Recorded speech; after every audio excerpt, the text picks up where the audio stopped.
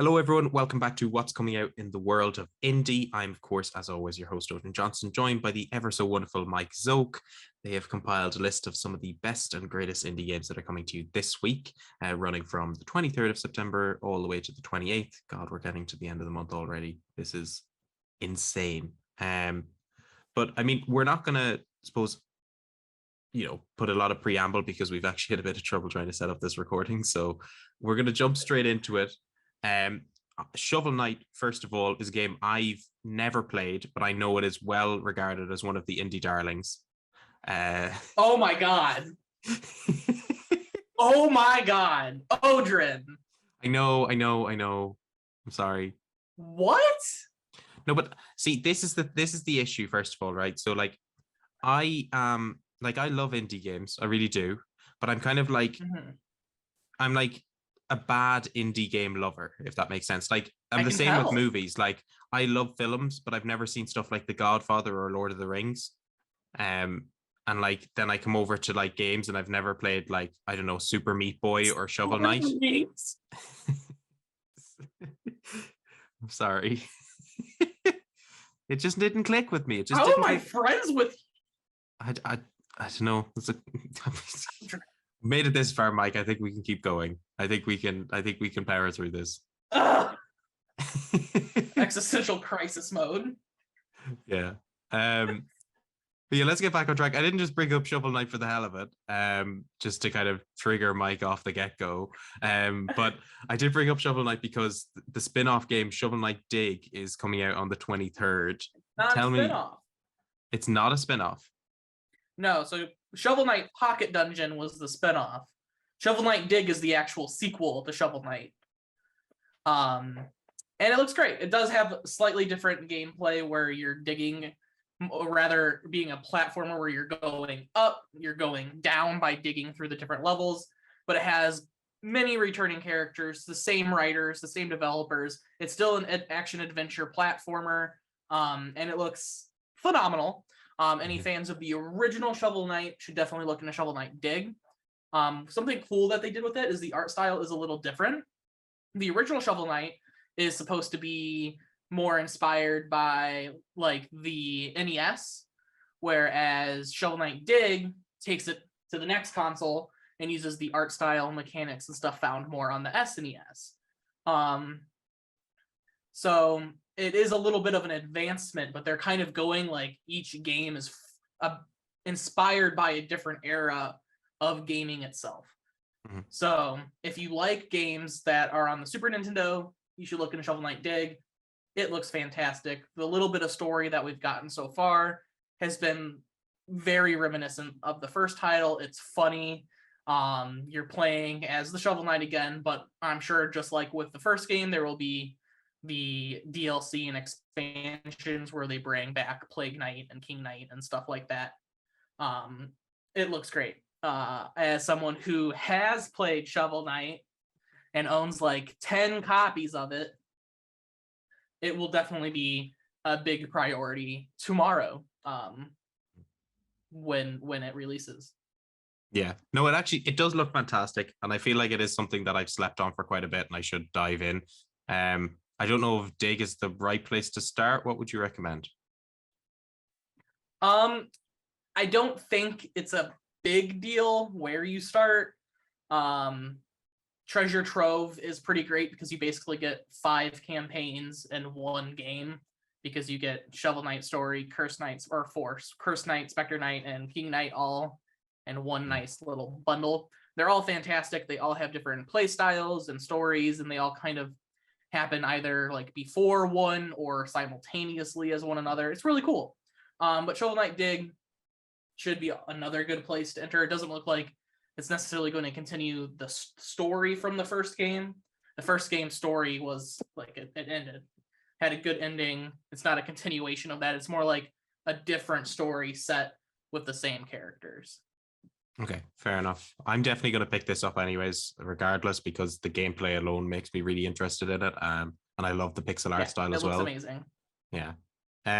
But also coming, I mean, first of all, people on the 23rd are feasting. There are some classy games coming out on the 23rd. Also coming out on the 23rd is Proteus. Now, this is a game I have heard about. because it was in early access for a while, and it kind of like it's a nice little mix between, I don't know what would I call it, Doom Eternal mixed with like it looks like a classic Doom WAD in a lot of senses because of just the frames for reloading and stuff like that. I like to think of. Yes. Yeah. So have I It's have I Doom. have It's I Doom. reimbursed our friendship there, Mike, with that? Yes, it's Doom. If you've watched like any of our episodes, I almost always have a game that I'm like, it's Doom. And this game is Doom. Literally. It's Doom. You're killing demons. I think there's also a multiplayer co-op like segment to it as well, but it's that same retro-esque shooter. It has a bit style rather than using something more like hyper realistic, but a little more 3D-ish style than the classic 2D that you would expect from like the original Doom and Doom 2. It looks fantastic. It's bloody, it's gory, the weapons look great. I love great weapon reload animations in games like this, and the reloads are phenomenal. I love like the electricity weapons and the different revolvers, and just all the different guns look fantastic. It has been in early access for about a year now. I think it launched in early access in October of last year, but the full release looks like it's going to ramp it up a notch because the graphics are more polished. It looks a lot smoother. It's the full game, so there's a lot more content to it. I don't believe the multiplayer component was in the early access, or at least not at the beginning. Yeah, if you're a fan of first-person shooters, especially more of the retro first-person shooter, I would definitely look in Proteus because it looks fantastic. Yeah, 100%. I back that claim up 100%. I'm very excited for this to finally come out as a 1.0. Alongside this is a game that I wasn't really, I had never heard of, but I think it's probably one of my favorites on the list. It's a very chill, classy game. It's the League Odrin of game Enthusiastic Losers. The title alone is incredible. I love it. I love it. I absolutely love it. Tell me a little bit more about it. So, League of Enthusiastic Losers is a narrative kind of point and click adventure game where you're basically going through a story of someone who is considered a loser, either by society or just by other people, or also just by themselves. And you're basically learning to just be happy. You're learning to accept who you are, accept your life, realizing that you don't have to go every day being unhappy, thinking of yourself as a loser. And you do this through connecting with your friends, helping people that you come across. It's like a search of, it's like an adventure of self-discovery. You're like learning more about yourself as you go through your days helping other people. You'll like get cats out of the trees for people. You'll help your coworker with problems that they're having at your job. And it's just a very narrative experience about self-love, which is something that I feel like as at least our generation needs a lot more of, is learning how to just love themselves rather than picking out every tiny detail that they do not like. So League of Enthusiastic Losers is for all of my fellow losers out there that could use a little pick-me-up. It seems like a nice little heartfelt adventure, and I love those. I just like with Proteus, if you've been around any of the episodes, you know that I like to talk about the games that are just, you know, about learning to be happy, about learning to love, heartfelt, personal stories through people's lives. And League of Enthusiastic Losers is definitely up there with some of the best that we've shown yet for those. Yeah, 100%. I couldn't have said it better myself. I absolutely cannot wait. This is, out of the 3 games coming out on the 23rd, this is the one I'll be playing first because it absolutely just blew me away with, first of all, just how stunning it looks. I love the art style, but alongside that, the story just seems like it'd be right down my alley. And it doesn't require too much, I say strenuous gameplay as if like game of the week. It really is like you've hit the nail on the head. Like I feel so targeted by this game, but in such a good way. It's the first time I've ever been ecstatic to be called a loser, and I'm absolutely delighted by it. I know the message. I really like that they're being so like blunt with the title. Like the message is right there, right? Like League of Enthusiastic Losers. Like the message and theme that the game is exploring is right there in the title, and it has layers right off of that point. Like it's calling itself losers, but it doesn't mean that in a negative way. That's a positive connotation for it, which I find really nice. Yeah, 100%. So that obviously comes out on the 23rd of September, and that wraps up the 23rd for us, but we jump over now to the 26th. And obviously a couple of weeks ago, we mentioned Stray, which is a game where you play as a cat. And on this side, we're playing as a cat's arch nemesis, the mouse. Now, the Spirit of the Mouse comes out on the 26th of September. I know, what a flawless transition. I'm so chuffed by that. I've been thinking about that for hours. Tell me a little bit more about this, because I was actually, despite it being called the Spirit of the Mouse, I just completely forgot the name of the game and then went into the trailer. I was like, oh, a mouse running around. This seems interesting. Yes, so The Spirit in the Mouse is another adventure game where you're able to explore a city as a little mouse. And basically, you get to meet and experience a wide cast of different spirits that live throughout the city. And you're just going around helping humans who are struggling. Like, lady's TV antenna's not working. You climb up to the roof. You like hear her through the window. You climb up to the roof using some of your spirit buddies and their abilities to get you up there. You fix her antenna, and then her TV's working. So it's just like a little platform adventure game where you're a little mouse kind of acting as a guardian angel for a city full of people who could just use a little nudge in the right direction. It doesn't seem like some mind-blowing game, some super amazing narrative, but it is very nice in concept. I like the idea of just going around and helping people. I feel like that's apparent by now. You can just go back to League of Enthusiastic Losers and repeat half of what I said there for this. But yeah, The Spirit in the Mouse, it's adorable. You're a little mouse.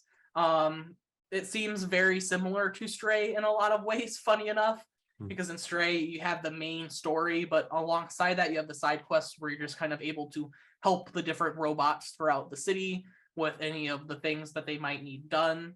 And you're doing kind of the exact same thing with The Spirit and the Mouse. You're going around helping people, but you also got some nice ghosts chilling with you that are funny and, help you do things, which is cool. I know my first initial vibe was this looks quite, very wholesome, nice little game. But I couldn't help but thinking, I want a game that deals with the prejudice against mice. Because it's easy to look at Stray and people see a cat and they're like, oh, a cat, and they give it a rub. People see a mouse, they freak out, they throw stuff. I want to see a game like that where you have to try and help people without them wanting your help. Which sounds very toxic, but for a mouse, this would just be very simple stuff. Like, as you mentioned, helping out the area. Game. Yeah, Ratatouille the game.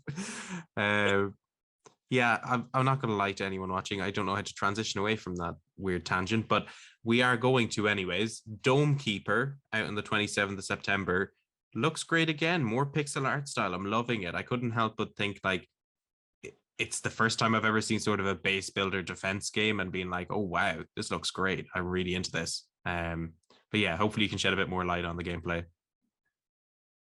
Yeah, so Dome Keeper is a 2D, like full up 2D tower defense game. You crash land on an alien planet. You have your protective dome.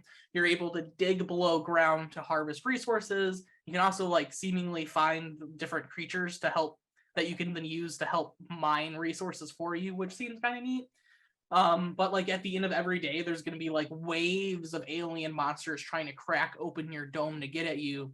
And you have to survive by basically bolstering your defenses during the day using the resources that you mine below. So it's like a very nice gameplay loop where during the day you have to try and get the resources you need in order to survive the night. It's very much a survival game despite the tower defense mechanisms. I'm a big fan of tower defense games, and I believe this is also being published by Raw Fury, who is a fantastic publisher.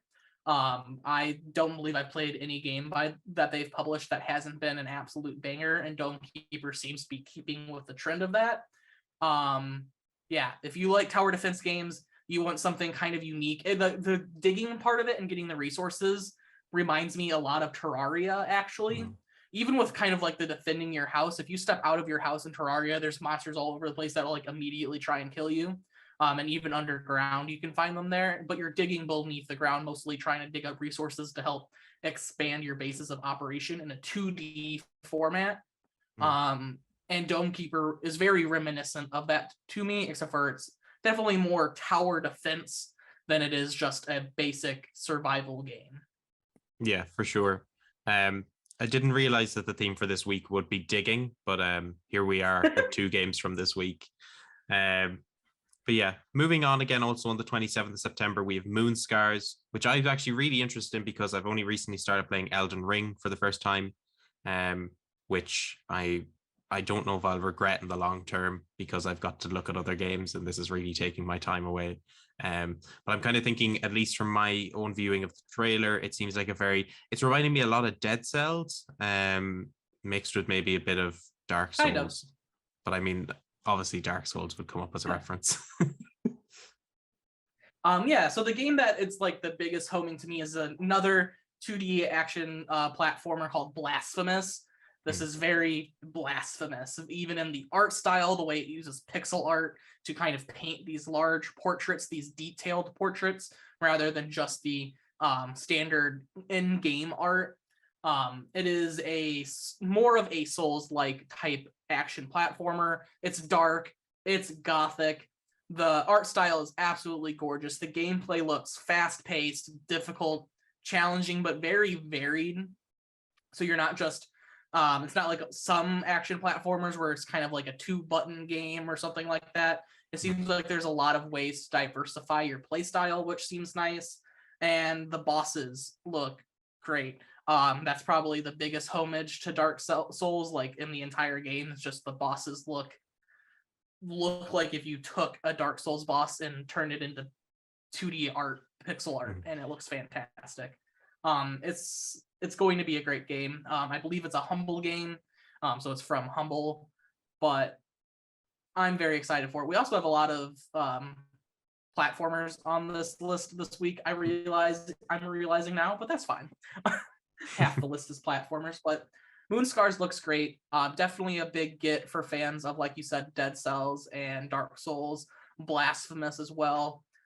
If you're a fan of any, even something like The Messenger, I think would be like a good comparison to what Moon Scars is going to offer. 100% sounds great. Now we're coming up to the last game, and anyone who thought that they would get through a week without the alarm was sadly mistaken, because the alarm is back for our Japanese game of the week, Criminal Dissidia, I'm gonna say. Am I right? Well, it's fine. We don't have to say it. Remember, we just don't say the name. All right. Well, tell me a little bit about this, because we talked a little bit beforehand, and I hold my hands up. Not for me. Definitely has its audience, but did not interest me at all. Try and sell me on this, Mike. What is it about? Okay. So, you know how I'm a big fan of card-based RPGs, right? Slay the Spire, Inscription, big fan.